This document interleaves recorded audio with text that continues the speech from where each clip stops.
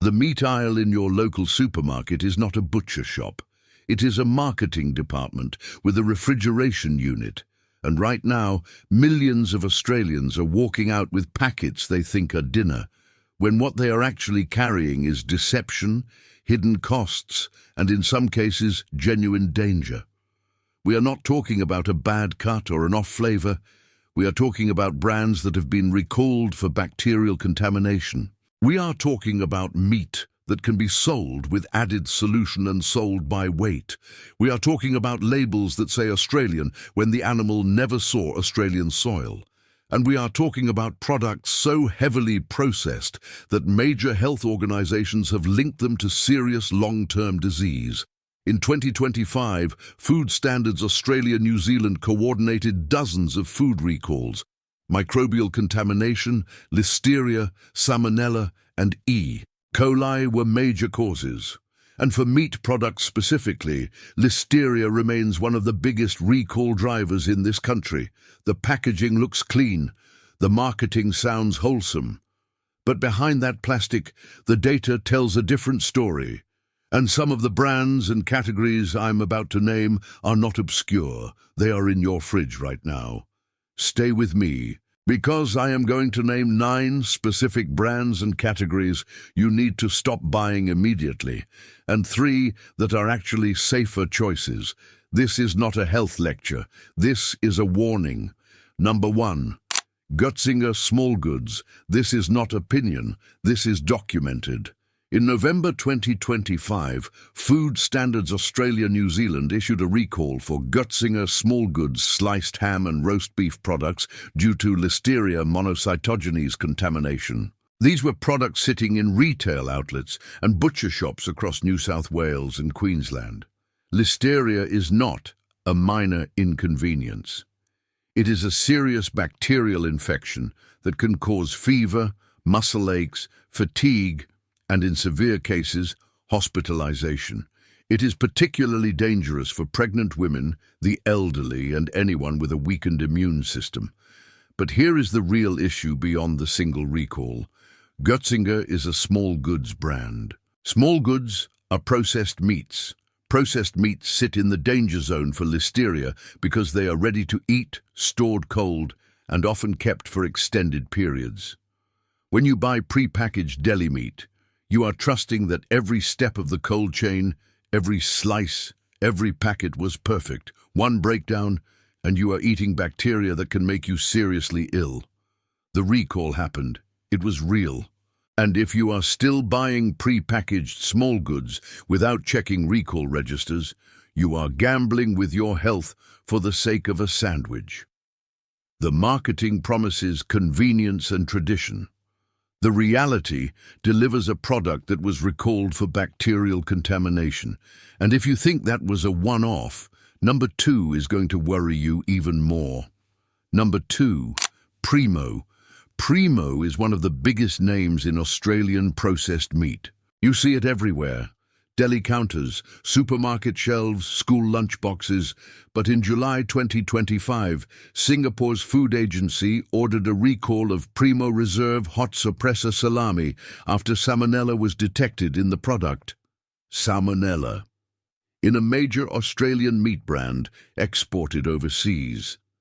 Now, the recall happened in Singapore and was also reflected in Hong Kong food safety alerts, but the product came from Australia. That raises real questions about production controls. Primo has also had previous recalls involving other product issues, including a mild salami product pulled from Australian retailers because of an undeclared allergen. Here is the pattern. Big brands, high volume, long supply chains. The more steps between the processor and your plate, the more chances for contamination or labeling failures. Primo sells itself as a trusted family brand, but the recall history shows that scale does not eliminate risk. When you buy that convenient packet of salami, you are not just buying meat. You are buying every compromise that was made to produce it at massive scale. The reputation promises reliability.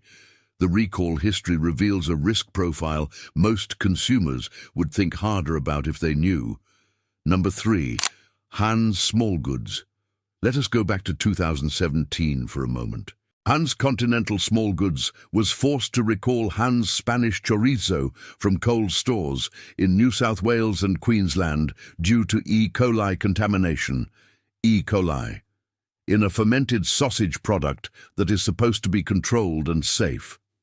Now, some people will say that was years ago, but here is why it still matters. Hans is part of the same industrial small goods landscape as Primo and Don. These brands operate at massive scale, using the same preservation logic, the same supply chain logic, and the same industrial methods. A brand that has had an E. coli recall has demonstrated that its processes failed at a fundamental level. E. coli does not appear in properly handled meat by accident. It appears when something breaks down in the hygiene chain, and when you are dealing with processed meats that sit on shelves for weeks, that breakdown can happen silently, without smell, without visible sign, until you eat it. The marketing promises artisan quality and European tradition. The reality is industrial meat production, where a single hygiene failure can put contaminated product into hundreds of stores before anyone notices. Number 4, any supermarket house brand budget mince. This is where the deception gets clever. You walk into Coles or Woolworths and you see a tray of beef mince at a low price per kilogram. It looks red. It says beef mince. You assume it is straightforward meat. That assumption can be expensive. Cheap mince is one of the most manipulated products in the entire supermarket. First, the fat content. Standard mince can legally contain a high fat percentage, but the real issue is not only fat. It is quality, trim mix, and moisture loss in the pan. Second, the sourcing and composition. A lot of supermarket mince is made from trimmings from multiple cuts and potentially multiple animals. That is one reason why texture and performance can be inconsistent. It can shrink badly, release large amounts of liquid, and leave you with less usable meat than you expected. Third, the label language. Many shoppers read "Product of Australia" and assume that tells them everything they need to know. It does not tell you breed quality, feed regime, animal age, or how much of what you are paying for will actually perform well in the pan. You think you are saving money. Sometimes you are just paying less up front for a weaker product that delivers less on the plate. Number 5. Sausages labelled "Made in Australia" that use imported ingredients. This is one of the dirtiest tricks in Australian food marketing. The label says "Made in Australia." Your brain hears "raised in Australia." They are not the same thing. Under Australian country of origin rules, "Made in Australia" refers to where the product underwent its last substantial transformation, not automatically where every ingredient came from. That means consumers need to read the country of origin panel carefully, not just the headline wording. Most consumers do not know this. They see the flag, they see the map, they assume the meat was Australian from start to finish. That assumption can be wrong. If a sausage is made here from a mix of imported and local ingredients, the packaging may still sound local unless you read the origin statement properly. You are paying for the illusion of local produce while eating a more complex supply chain than the front label suggests. The packaging promises Australian quality. The country of origin details can reveal something far less simple. Number 6. Plant-based fake meats masquerading as real meat.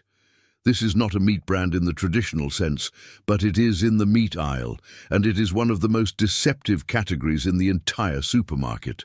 Products with names like plant-based mince, vegan sausages, and meat-free burgers are positioned right next to real meat, packaged in similar colors, using similar fonts, and often priced at a premium. But here is what they actually are. Ultra-processed food products made from pea protein, soy isolates, vegetable oils, binding agents, and a long list of additives designed to make them brown, bleed, and chew like meat. Health researchers and cancer organizations have raised broader concerns about diets high in ultra-processed foods. These products are not automatically healthier than quality meat just because they are plant-based. They are industrial formulations designed to mimic meat while delivering a very different ingredient profile. The marketing promises a sustainable, healthy alternative. The ingredient list often reveals a laboratory-style food product that costs more per kilogram than actual beef. You are paying for the illusion of virtue while consuming a product that many shoppers would think twice about if they read the full label. Number 7. Pre-marinated premium meat. This is the most elegant scam in the meat case. You see a tray of steak covered in a dark red marinade. It looks premium. It costs more than the plain steak next to it. You assume the marinade adds value. You could be wrong. Pre-marinated meat is often used to move tougher, less attractive or older stock. The marinade is not always there to enhance flavor. Sometimes it is there to disguise age, mask minor off-notes, tenderize poor quality muscle, and add perceived value. Many pre-marinated meats also contain added solution, including water, salt, sugar, phosphates, and tenderizing ingredients. That means part of what you are paying for may not be meat at all. The visual promise is premium convenience. The reality can be lower-grade meat made more attractive through flavoring, color, and added weight. Number 8. Mass-produced beef sold with grass-fed messaging that hides grain finishing. This is one of the great meat aisle deceptions. Walk into a supermarket and you will see grass-fed language on a lot of products. But here is what many shoppers do not understand. Some cattle spend early life on pasture and later spend time in grain finishing systems. That matters because many consumers hear grass-fed and picture an animal on pasture for its whole life.